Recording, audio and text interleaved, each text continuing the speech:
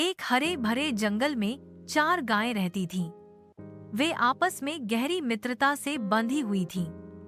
वे साथ साथ चरतीं, सोतीं और एक दूसरे की रक्षा करतीं। उनकी एकता इतनी मजबूत थी कि जंगल के कोई भी जानवर उनके पास आने की हिम्मत नहीं करते थे। सब जानते थे कि यदि किसी एक गाय पर हमला हुआ तो बाकी 3 तुरंत उसकी रक्षा के लिए खड़ी हो जाएंगी। एक दिन एक चालाक बाघ ने उनकी इस मित्रता को देखा। उसने समझ लिया कि जब तक ये गायें साथ हैं, वह उन्हें कभी नुकसान नहीं पहुंचा सकता। इसीलिए उसने इंतजार करना शुरू किया, सही मौके की तलाश में। धीरे धीरे गायें आपस में झगड़ने लगीं।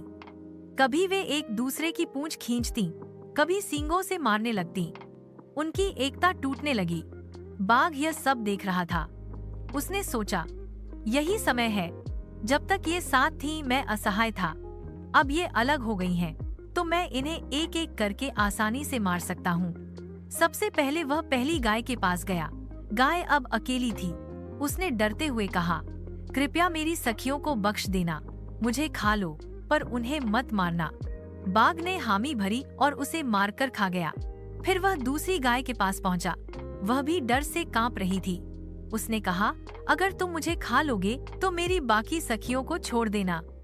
लेकिन बाघ ने उसे भी मार डाला और खा गया। आखिर में केवल एक गाय बची। वह थकी हुई, दुखी और अकेली थी। उसके पास अब कोई सहारा नहीं था। बाघ उसके सामने आकर गरजा और बोला, तुम्हारी असली ताकत तुम्हारी एकता थी। जब तुम साथ थीं, मैं तुम्हारा कुछ नहीं बिगाड़ सकता था। लेकिन तुमने आपस में झगड़कर अपनी ताकत खो दी। अब तुम्हें भी मरना होगा। इतना कहकर बाघ ने आखिरी गाय को भी मारकर खा लिया। जंगल में सन्नाटा छा गया। शिक्षा, एकता में ही शक्ति है।